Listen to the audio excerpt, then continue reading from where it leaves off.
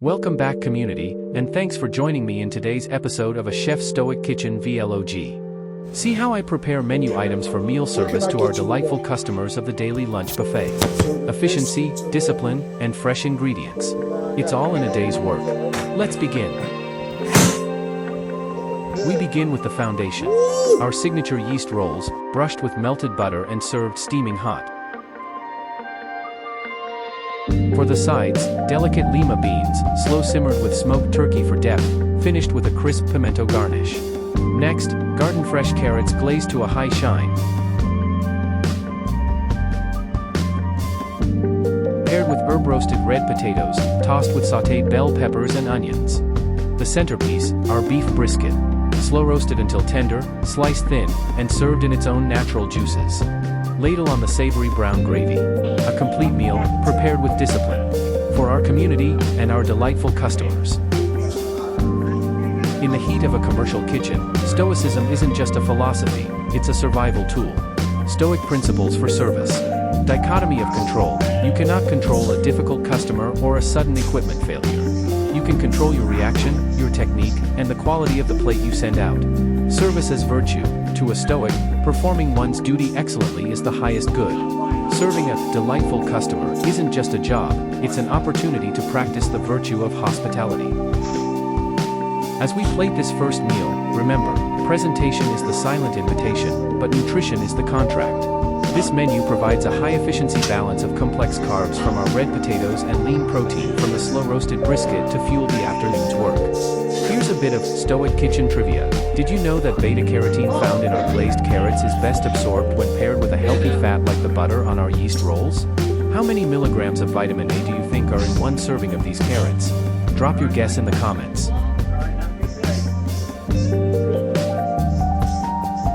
The Stoic spirit of the deli/sandwich crowd usually have a preference for order and simplicity. Those who line up at the deli station tend to value clarity over chaos. They appreciate a meal that is structured, layered, and intentional, much like the Stoic approach to life. A sandwich is not random, it is a deliberate assembly of elements, each chosen for purpose.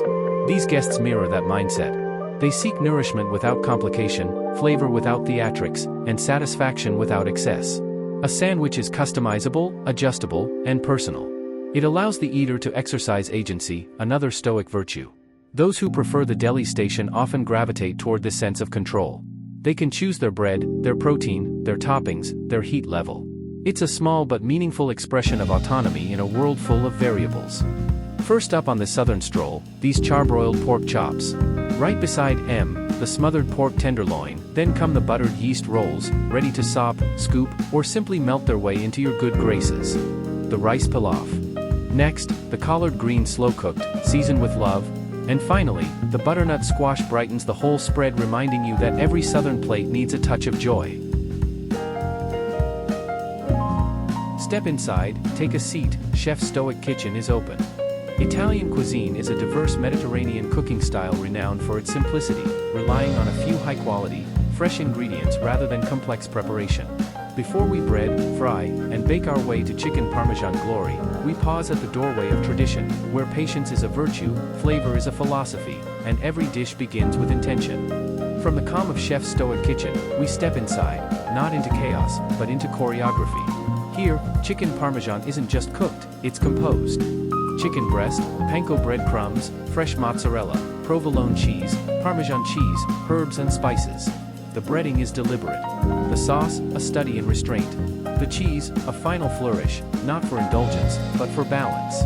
This is where Italian tradition meets Stoic discipline. No wasted motion. No rushed steps. Just the quiet confidence of a dish that knows exactly what it is. So pull up a chair at the bistro window, pour a glass, and watch the transformation. From prep to plate, this is chicken parmesan, done with purpose, plated with pride.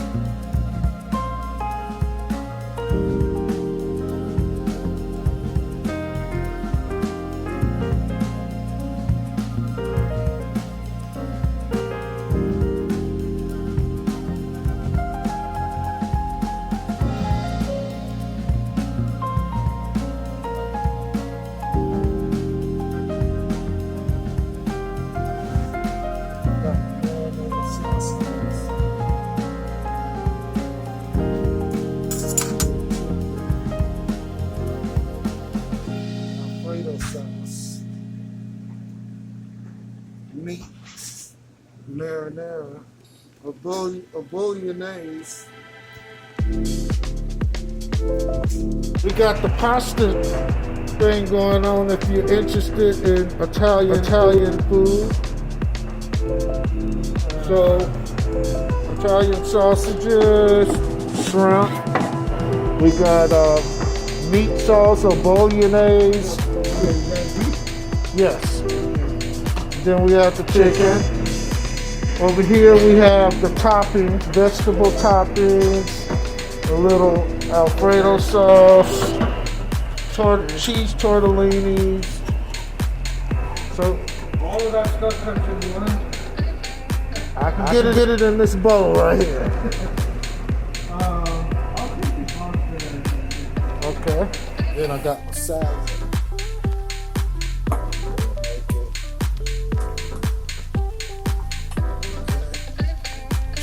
Cups like this. The art of mise en place. In the heart of the industrial kitchen, Chef Daniel stands steady, steel bench gleaming, blade in hand, and purpose in motion. 3 bell peppers, red, yellow, and green, sit like sentinels of flavor. Whole at first, then hollowed and quartered with quiet authority. Finally, they fall into julienne ribbons, each cut deliberate, each strip a promise of balance and color.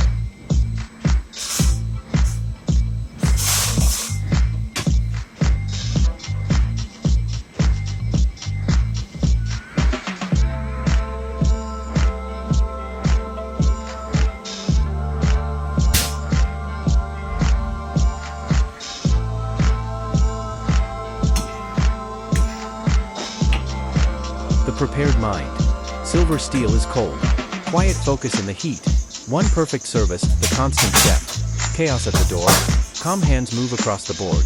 Peace in every bite, the gift of fuel. Fire transforms the earth. Strength for the community. Virtue on the plate.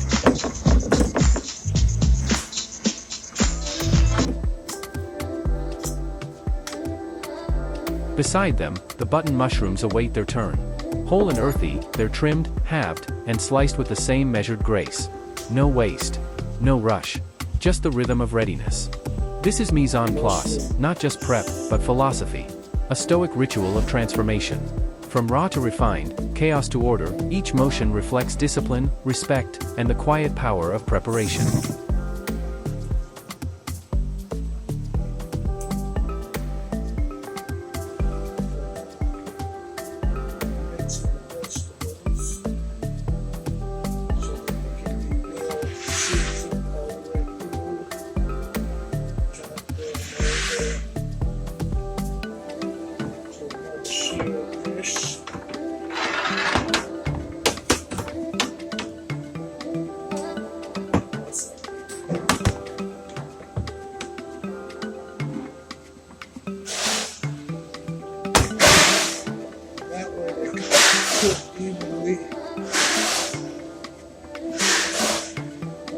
In every professional kitchen, there comes a moment when an apron means more than cooking.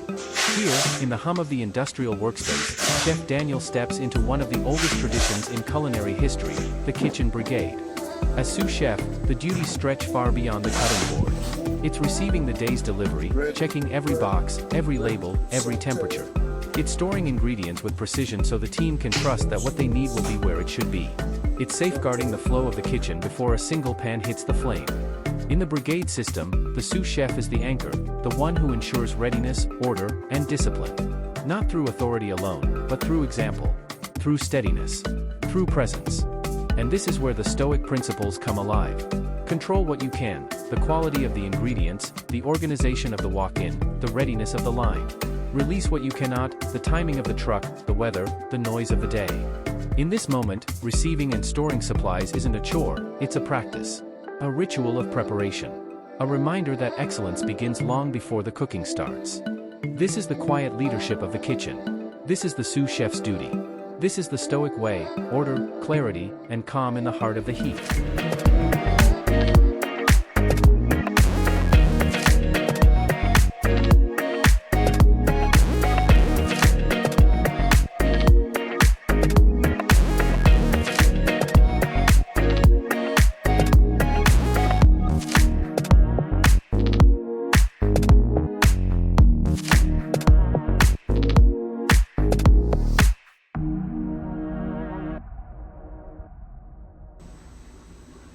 Before the fillets hit the fryer, we step into the tide of tradition, where Friday means flavor, and the sea brings its bounty to the table.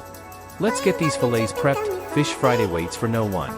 In the quiet hum of the industrial kitchen, the fish arrives, fresh, firm, and full of promise. And here stands Chef Daniel, not just to cook, but to prepare. To honor the ingredient with discipline. The fillet knife glides, not hurried, not hesitant. Each stroke is measured, each motion intentional. This is not a race. It's a ritual. The skin is trimmed, the bones removed, the portions shaped with care. No waste. No shortcuts.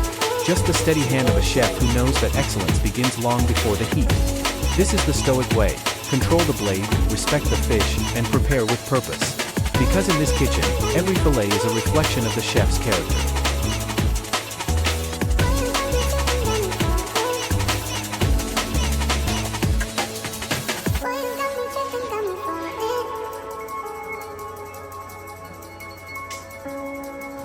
No Fish Friday is complete without these little golden companions, hush puppies, floating like tiny buoys in a sea of hot oil. Born from southern ingenuity, they were once tossed to the dogs to hush the puppies while the fish finished cooking. Now they're legends in their own right. Crisp on the outside, tender within, they're the perfect counterpoint to a well-fried fillet, cornmeal comfort meeting coastal tradition. And with the hush puppies rising to the surface, the feast comes together. Step with me now to the steam table, where every dish, hot, ready, and waiting, stands at attention for Fish Friday.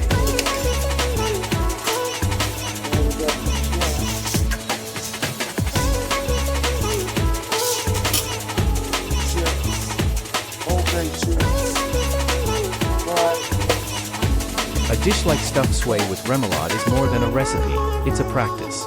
The work begins long before the fish meets the pan. The stuffing is its own meditation.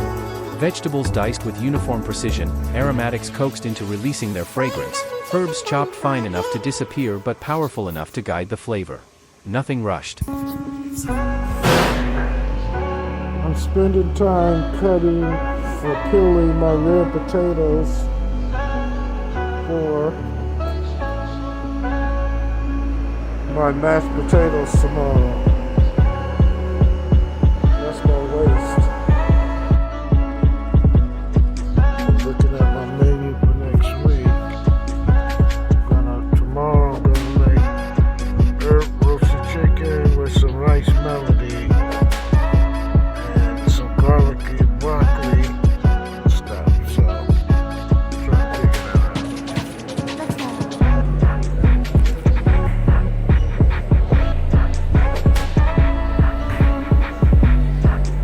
Can I help?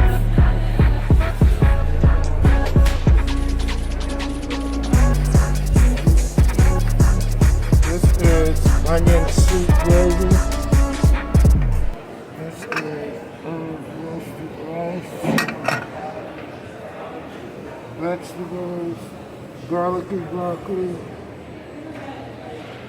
peas with mushrooms and onions, garlic bread, rice melody, or melody of rice. And so the kitchen grows quiet again. The knives are cleaned, the pans are cooled, and every dish, fried, stuffed, seasoned, and served, stands as a testament to the discipline behind the craft. From the first cut of the peppers, to the hush of the fryer, from the patience of the fillet, to the rise of the hush puppies, this feast was shaped by steady hands, and a mind anchored in purpose. In this kitchen, nothing is rushed, nothing is wasted, everything is earned. And as the steam settles over the buffet line, the work gives way to gratitude. For the ingredients, for the craft, and for the company of those who share the table. Stay tuned for more exciting episodes coming soon. In the meantime, thanks for watching A Stoic Chef's Kitchen, where you're always welcome. Thanks for watching.